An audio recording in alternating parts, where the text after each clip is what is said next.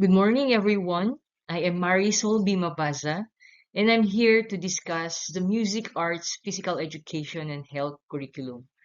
Today, I will be highlighting the key points you need to know and understand for effective implementation of this curriculum. But before we dive into our discussion, I would like to acknowledge the collaborative effort that went into developing this important document. We had the privilege of working with resource persons from various prestigious institutions and dedicated field personnel from across the country. So here's our session flow. We will begin with the salient features of the curriculum, followed by a discussion of the music and arts curriculum framework, as well as the PN Health curriculum framework, and then compare the 2016 curriculum with the revised one. So let me discuss the salient features of the MAPE curriculum. These features stem from the comprehensive curriculum review conducted by the Assessment Center Technology Research Center and DepEd, along with the several consultations we held. So the first feature is the merging of concepts of music and arts and PN health in key stage 2 and 3. So if you ask, why did we merge music and arts and PN health? For music and arts, fundamentally, music is an art. But what we did really is to integrate music, theater, dance, and visual arts in this curriculum to provide learners with a richer and a more comprehensive learning experience by acknowledging the natural connections between these art forms. Since each discipline offers unique tools for expression, creativity, and communication, when combined, they create a dynamic and interdisciplinary learning environment. So this integration also allows learners learner to explore arts from multiple perspectives, deepening their understanding and enhancing their ability to convey ideas and emotions in diverse ways. So for PN Health, we acknowledge the inherent connection between these two disciplines as both contribute to a holistic understanding of wellness. And a comprehensive approach to well-being includes physical activity, fitness, nutrition, mental health, food literacy, drug education, sexual health, personal health, family and community health. So integrating PN health allows learners to develop a deeper, more interconnected understanding of how to maintain a healthy lifestyle. So we actually anchored the curriculum to the health optimizing physical education or the HOPE framework, which is a model that is designed to enhance physical education programs while promoting lifelong physical activity through a comprehensive approach to health and well-being. So the second feature is English is the medium of teaching and learning. So MAPE shall also be offered in English.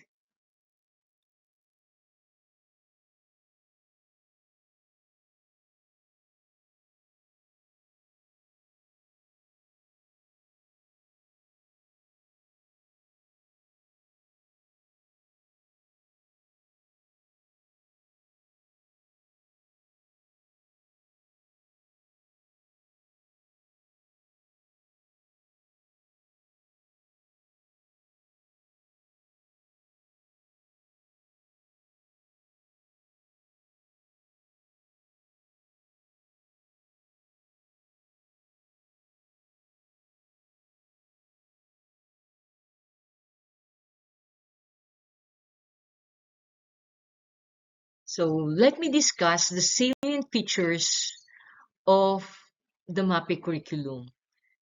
These features stem from the comprehensive curriculum review conducted by the Assessment Center, Technology Research Center, and DepEd, along with the several consultations we held. So the first feature is the merging of music and arts, PN Health in key stage 2 and 3.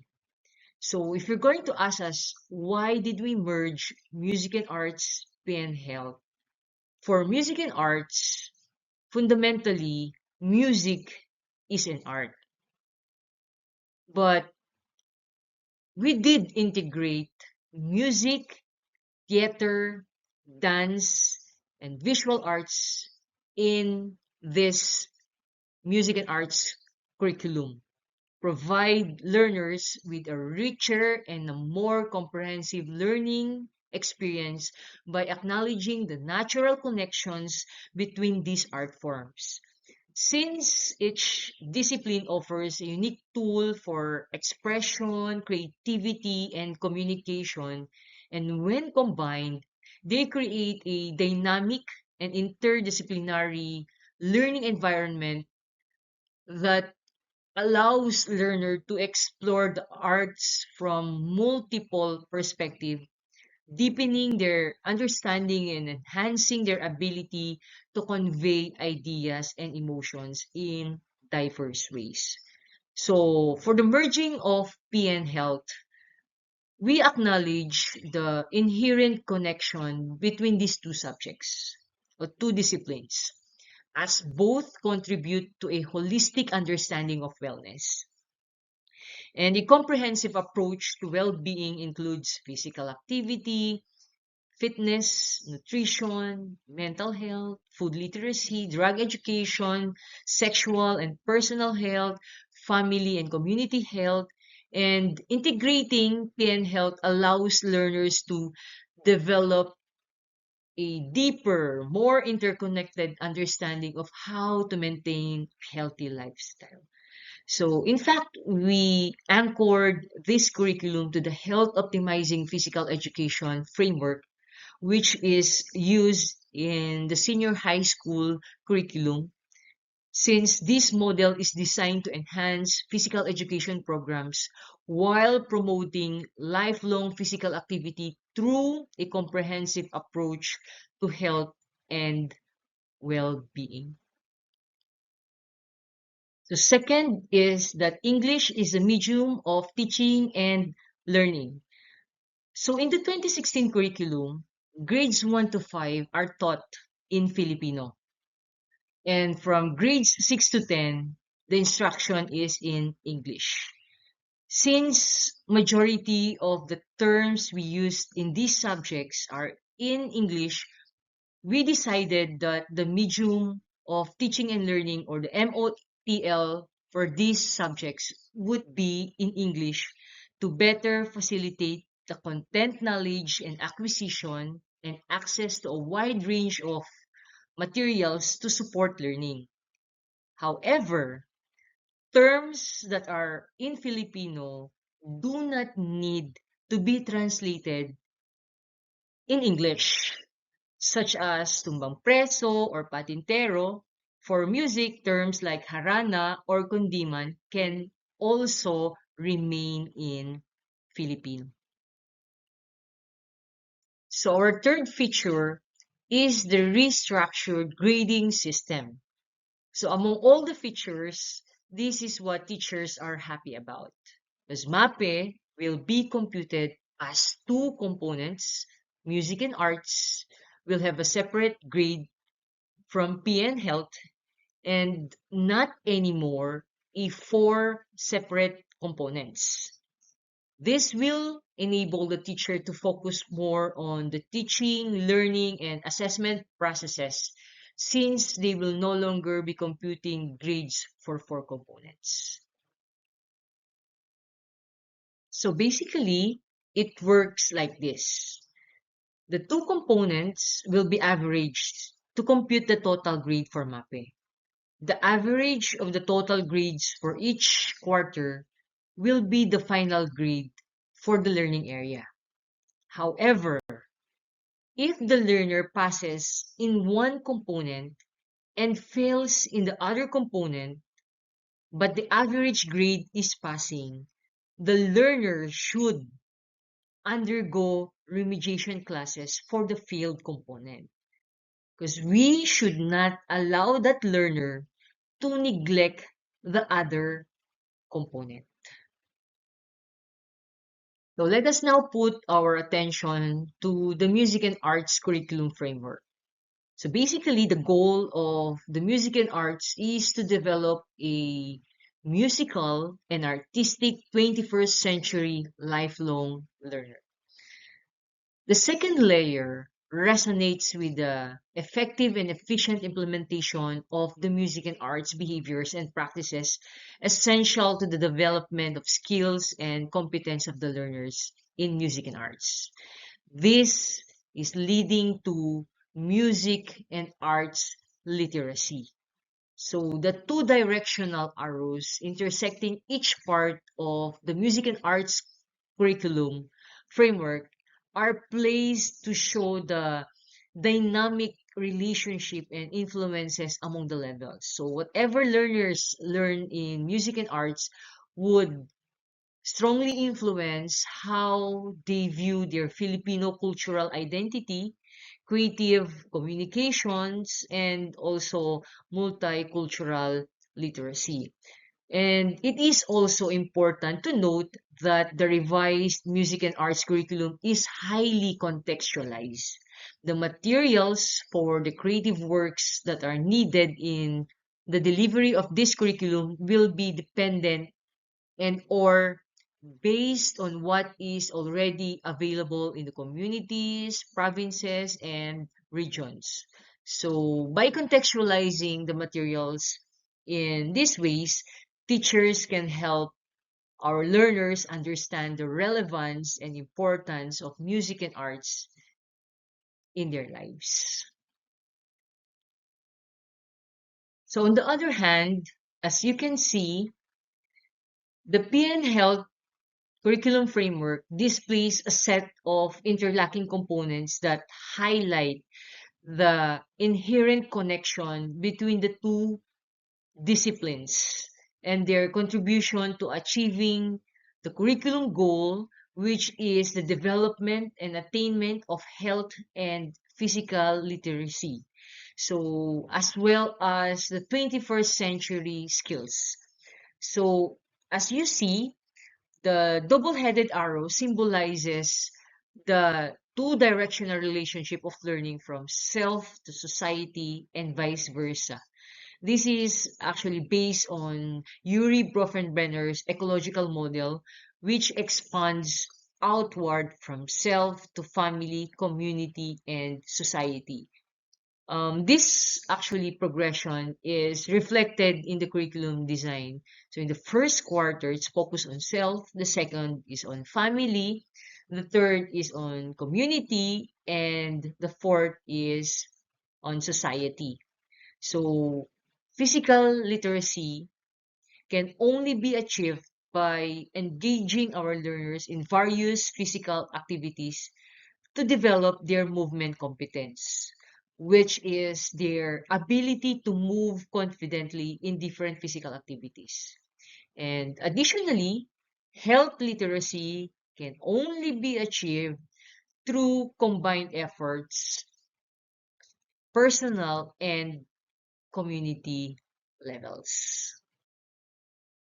So moving forward, to ensure everyone is well informed about the updates of this curriculum, I will present a comprehensive comparison between the current curriculum and the Matatag curriculum. For grade level thought, in the 2016 curriculum, MAPE is taught from grades 1 to 10. However, in the revised curriculum, MAPE is offered only from grades 4 to 10 because its components are integrated into the Makapansa curriculum for the earlier grade levels. So for time allocation, in the 2016 curriculum, for grades 1 to 6, we have 50 minutes per component, grades 7 to 10, 60 minutes per component, and in the Matatag curriculum, grades 4 to 6, 45 minutes, 5 times a week, and grades 7 to 10, 55 minutes, 4 times a week. You just have to take note that music and arts, PE and health must be taught every week because this approach replaces the previous practice where teachers would complete one component before moving on to the next. So the rationale behind this change is to ensure that learners engage in regular physical activity and experience a balanced development in all components of MAPE each week. So flexibility has also been incorporated into the schedule. So giving the teachers freedom to organize the components within the week. So for instance, option 1, music and arts could be taught on Monday and Tuesday, while PE and health are covered on Wednesday and Thursday. And so for option 2, the components could be alternated throughout the week. So the fifth day for grades 4 to 6 is intended to provide additional time for components that requires deeper discussion or more engagement. So it's important to emphasize that the fifth day should not be solely used for assessment or test. Instead, it should be maximized for learning opportunities. Next would be our number of learning competencies. So in the 2016 curriculum, we have 1,444, and in the revised curriculum, we only have 224. So even though it was reduced by 80% in the revised curriculum, rest assured that the essential concepts in our learning area have been retained. So this streamlining ensures a focused approach to teaching while maintaining the integrity and core objectives of MAPE. And next is that the PE focus skills. So we shifted away from fitness testing. And regarding fitness testing, we decided to move away from this practice because it is highly time consuming. And instead of actively engaging learners in physical activities, much of the time was spent administering and taking tests, which often led to the question, what's the point? Or why do we really need to do this fitness testing? However, it is also important to note that the components of fitness are still integrated into the curriculum. So these concepts will be taught and discussed as needed. So ensuring they remain relevant and practical without detracting from active learning experiences. So next would be the number of health content areas. In the 2016 curriculum, we have 9, and in the Matatag, we have 10. So the essential health areas remain present in the curriculum. So for example, food literacy has replaced nutrition as a term because according to experts, only professional dietitians and nutritionists are authorized to teach nutrition. So to shift to food literacy allows us to cover essential concepts related to food without overstepping professional boundaries. So in addition to that, mental and emotional health has been designated as a separate content area, even though it could traditionally fall under personal health. So this change was made to address pressing societal needs, particularly in response to the data showing a significant increase in suicide rates among adolescents. So for music and arts content, the 2016 curriculum is focused on westernized ideology. And in the revised curriculum, we ensure that it's arts informed by Filipino culture because we believe that this is crucial for preserving and celebrating the nation's rich heritage. And of course, by prioritizing local artistic expressions, Filipino learners can foster a deeper sense of national identity and pride, connecting with their roots and history. And in addition with that, it will also encourage cultural continuity, ensuring that traditional practices are passed down to future generations. And also, in the 2016 curriculum, our focus only is on music and visual arts. And in the revised curriculum, we have an integration of the music, theater, dance, and visual arts. So to end my presentation, let me leave you with a quote from William Butler Yeats. Says that education is not the feeling of a pill, but the lighting of fire. This emphasizes the importance of understanding the curriculum, not a mere accumulation of knowledge, but as a means to ignite curiosity, passion, and deeper learning in our learners. Thank you so much for listening.